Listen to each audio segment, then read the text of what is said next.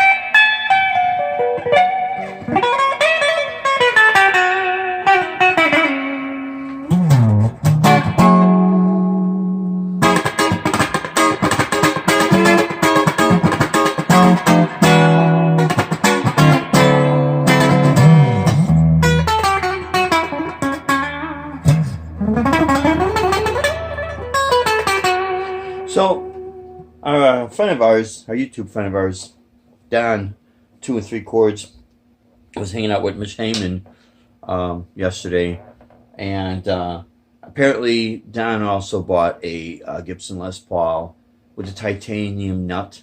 I think he's got a 2019 in the blueberry finish. It's real similar to what Mitch Heyman has. Beautiful looking guitars. Those are beautiful finishes. But anyways, so Don asked me, he says, hey, you know, if I had a couple Les Paul, you know, style shaped guitars, and do they hold you up or do they slow you down? Well, not really, because the reality is a Les Paul style was my second electric guitar that I owned. My first electric guitar was a cheap Checkmate guitar.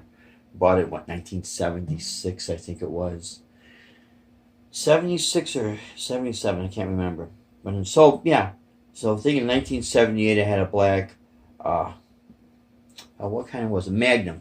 Black Magnum Les Paul custom. You know, real cheapy. And then my first real good guitar was a 1978 Ibanez Artist. Real similar to this finish with the tritone switches. 3-way switch, and then you had the toggle switches with the Super 88 humbuckers.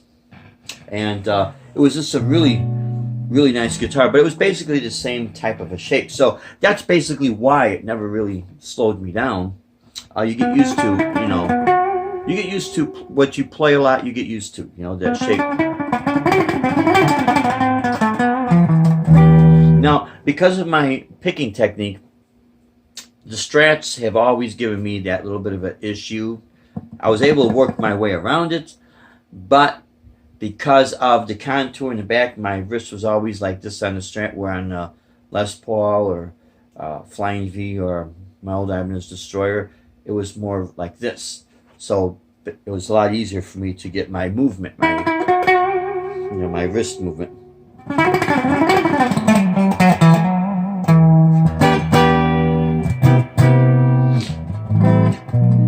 Now, I mean, there is a very classic, you know, design, and I guess that's why a lot of people, if you get a chance, I do have an Epiphone Studio. That's a great guitar. With the Epiphone, since there is a pickguard, my hand is raised. Since there is no pickguard, sometimes I anchor my fingers there when I need to. But I gotta watch it because I still play classical guitar.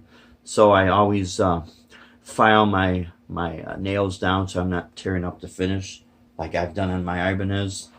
You'll see there's a little bit of a finish when you watch my videos.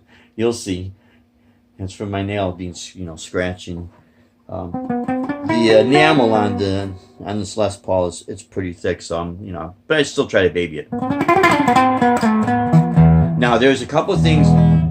Now this does have the pull pots and the out of phase and all that. There is a couple of things I did change on this guitar besides the strings. The strap pins, I got larger ones, so because the ones that come with these are real small, and I don't want to get strap locks for it, so I just went and I got larger ones from WD Guitars, which is down the street from us. But I still have my original pins, and these bridge. Oh, by the way, I do like the way the back finish is, that natural looking mahogany. But the bridge, it's a roller saddle. I still have my original bridge. When you get these from Pro Tones or something like that, I can't remember what the brand is called. You got to specify if you have a Gibson or an Epiphone or, you know, USA or overseas, because it is different. The pole pieces are different, and it'll just popped right in. It will come with the post, but I didn't need to replace the post. I was able to slide this thing right on. But I do have my original bridge, but it's because of string breakage. And these rollers, yeah, they work a lot. Now it's really nice with this type of setup. If you're doing a show and you pop a string, it's so easy to replace a string. All you gotta do is, you know, I go through, I don't do the wraparound. I just go right through here, through there, into the nut. I do have the locking tuners, but I'm not really a big fan of locking tuners. I don't really need locking tuners. And then wrap them, and boom, I'm good to go. Stretch the string out, and I'm good to go. Any type of guitar that you got to go through the back, I'm not a big fan of that, because I've had an issue with the lawsuit guitar, the Epiphone Spotlight. One of our gigs at the Blue Monkey, I popped a string, and I just let the camera, or, you know, the phone go, let it just keep recording, and bam. It took a while. It did take a while to replace that. But yeah, it's a great guitar, real comfortable to play, and it does not hold me up. And it does have that classic Al Di Meola, Santana, jazzy sound, you know, bluesy sound.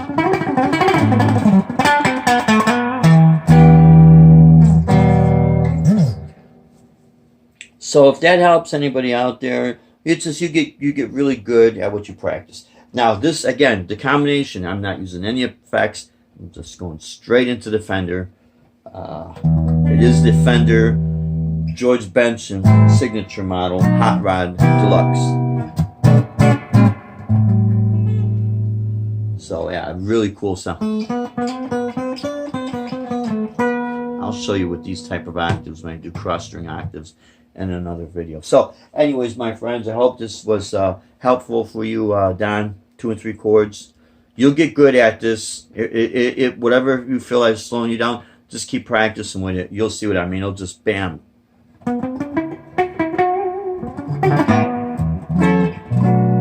And congratulations on your Les Paul, man. So anyways, my friends, this is yours truly. Till next video, Rockin' Dave, next video. Stay safe, stay true. Rock on, and God bless you, my friends. Woo-hoo. Take care.